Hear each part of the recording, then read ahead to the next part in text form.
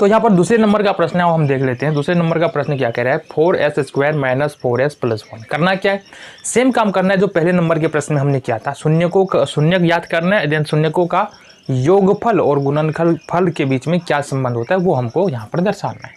तो अब देख लेते हैं क्या है हमारे पास।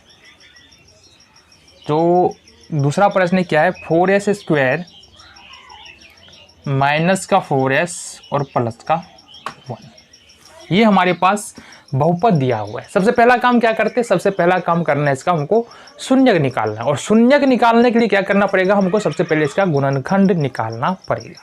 तो सबसे पहले क्या करेंगे, बहुपद या लिखो दिए गए बहुपद का गुणनखंड निकालने पर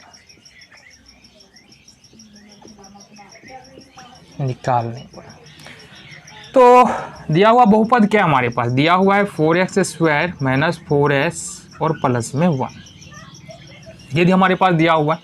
देन हम सबसे पहला काम क्या करना है, देखो ये s² का गुणांक कितना है, 4 है। अचर पद 1 है, इस दोनों को मल्टीप्लाई करना है, इसको और इसको, यानी कि 4 और 1 को मल्टीप्लाई करना है। तो 4 और 1 को यदि तुम मल्टीप्लाई करो तो कितना हो जाएगा, ये 4 हो जाएगा। दूसरा काम, ये वाला जो 4 हुआ है ना, इसको फैक्टर के रूप में लिखो, गुणनखंड के रूप में। तो ये लिख सकते हैं 4 गुने 1, और दूसरा जो फैक्टर होगा वो होगा 2 गुने 2। तीसरा फैक्टर तो है नहीं इसका गुणनखंड के रूप में, और तरीके नहीं है कि 4 गुने 1 के अलावा कुछ और लिख सकते हैं, या 2 गुने 2 के अलावा कुछ और। 2 ही फैक्टर होते हैं 4 के, इस प्रकार से लिख सकते हैं गुणा के रूप में। देन अब मिडिल टर्म में चाहिए हमको -4 और गुना करके चाहिए 1। तो मिडिल टर्म में -4 कहने का मतलब है कि गुना करो। सबसे पहले अपन क्या करते हैं, इसमें माइनस लगाते हैं, -4 गुने 1, तो ये हो जाएगा कितना, ये -4 हो जाता है। ठीक है जी। अच्छा देखो, इस तरह के केसेज में क्या है कि 4 और 1 को मल्टीप्लाई कर रहे हैं ना, बीच में माइनस में है और दोनों तरफ क्या है, प्लस है, यानी अचर पद प्लस में है, s² का गुणांक प्लस में है और बीच में माइनस है। इट मीन्स कि जो भी गुणनखंड होगा ना, दोनों में माइनस लगेगा। क्या लगेगा, दोनों में माइनस लगेगा। अब इसको अगर मल्टीप्लाई करते हैं, -4 को -1 से, तो गुना करके तो 4 हो रहा है, लेकिन अगर जोड़ेंगे तो जोड़ करके कितना हो रहा है, ये -5 हो जाएगा। 4 और 1 -5 हो जाएगा। अब इस दोनों में अगर लगाओ -2 तो 2 और 2 कितना होगा, -4 हो जाएगा, और गुना करके कितना हो जाएगा, प्लस में 4 हो जाएगा। मतलब ये वाला कंडीशन फिट बैठ रहा है हमारा। मिडिल टर्म आ रहा है ना, -4 मिडिल टर्म जोड़ करके और गुना करके प्लस में 4, जो कि अचर पद और s² का गुणांक है। ठीक है, इतना आने के बाद क्या करना है अपन को, देखो यहाँ -2 ये केस आ रहा है, तो लिखेंगे -2x -2x। इसको अपने को लिख देना है कहाँ पर, बीच वाले टर्म, यानी कि x नहीं s है तो s लेंगे हम, -2s -2s। इसको लिख देना है बीच वाले टर्म की जगह पर, कहाँ पर, इसके जगह पर लिख देना है अपन को -2s, फिर माइनस का 2s, +1 है तो +1 रहेगा ही, और इधर से 4s² है तो 4s² रहेगा। ये हो गया हमारा। देन इसके बाद क्या करना है, 4s² का फैक्टर करो तो ये होगा 2 गुने s गुने s। देन 2s का फैक्टर करो, ये होगा 2 गुने s, माइनस में 2s का फैक्टर करो, ये होगा 2 गुने s और प्लस में 1। ठीक है जी। गौर से देखो यहाँ पर कि यहाँ पर 2s है और यहाँ पर 2s है, तो ये वाला 2s बाहर आ जाएगा, यानी कॉमन आ जाएगा। 2s आ गया कॉमन, बचा क्या, 2s, ये 2, ये s, और यहाँ से हमारे पास 2s कॉमन आ गया, -1 यहाँ से बच जाएगा। ठीक है, तो 2s हमने कॉमन लिया, 2s -1 बच रहा है।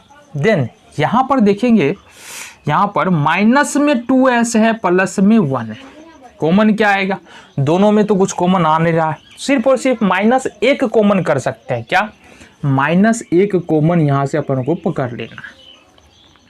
अब जब -1 यहाँ पर कॉमन लेंगे ना, तो यहाँ पर देखेंगे, ठीक है जी, ये देखो यहाँ से कॉमन लेना है, यानी -2s दिया है और +1 दिया है। अगर यहाँ से तुम माइनस कॉमन लेते हो तो क्या हो जाएगा, ये 2s प्लस में हो जाएगा और ये एक जो है वो माइनस में हो जाएगा। ठीक है, माइनस एक कॉमन ले रहे हैं ना, हाँ 2s प्लस में 1 माइनस में, ये हो जाएगा 2s प्लस में 1 माइनस में। ठीक है, 2s माइनस 1 2s माइनस 1 ये कॉमन ले लेंगे तो 2s माइनस 1 हो जाएगा। हमारे पास बच जाएगा यहाँ से 2s माइनस का 1। ये आ गया तुम्हारा फैक्टर, गुणनखंड निकल गया ना। शून्य निकालना है, इसके बराबर में रख देंगे 0।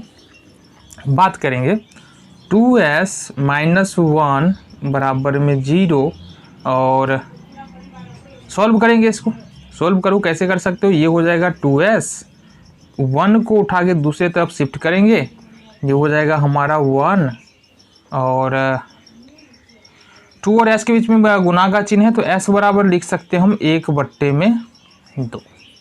ठीक है, अब देखो दोनों का, देखो 2s माइनस 1 है 2s माइनस 1 है तो s का मान इस तरफ अगर 1/2 निकल रहा है, दोनों गुणनखंड सेम है तो इधर भी s का मान निकालेंगे तो वही निकलेगा, 1/2 निकलेगा। तो यहाँ पर दोनों ही वैल्यूज तुमको सेम आने वाले हैं।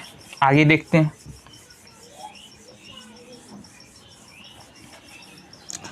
तो हमारे पास दोनों ही गुणनखंड बोल रहे, दोनों ही शून्य निकल के आ चुके हैं। ठीक है, अब बहुपद 4s square minus 4s plus 1 में a का मान देखेंगे 4 है, a मीन्स कि s स्क्वायर का गुणांक, b का मान देखेंगे -4 है, b मीन्स s का गुणांक और c मीन्स कांस्टेंट टर्म अचर पद, तो ये है प्लस में 1। ये पता चल गया। देन अल्फा मतलब क्या, जो गुणनखंड ये शून्य जो हमने निकाला है, पहला शून्य 1/2 और देन दूसरा शून्य बीटा, ये भी तुम्हारा है 1/2।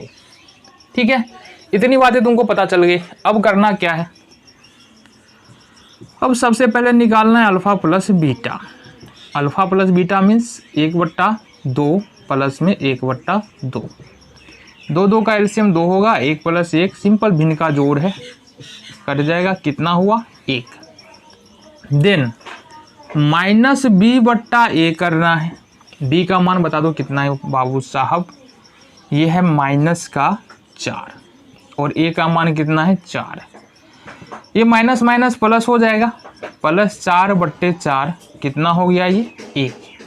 सो we can write this alpha plus beta बराबर क्या हो जाएगा ये -b/a बराबर 1। ये पहला भाग तुम्हारा यहाँ से प्रूव्ड हो जाता है। देन देखेंगे दूसरे भाग के लिए क्या, दूसरे भाग के लिए देखेंगे अल्फा इंटू बीटा तथा अल्फा इंटू बीटा बराबर करते हैं तो 1/2 गुने में हो जाएगा 1/2, ये हो जाएगा 1/4। अगर c/a रखते हैं तो ये क्या होगा, c का मान बता दो कितना है 1 है, a का मान है 4 तो ये 1/4 निकल गया था। सो हम क्या लिख सकते हैं, अल्फा इंटू बीटा बराबर c/a बराबर 1/4। ये भी क्या हो गया हमारा प्रूव्ड हो गया। तो इस तरह से इजीली हम इन प्रश्नों को सॉल्व कर सकते हैं। देखेंगे अगले प्रश्न यानी कि तीसरे नंबर का प्रश्न हमारे पास क्या कह रहा है।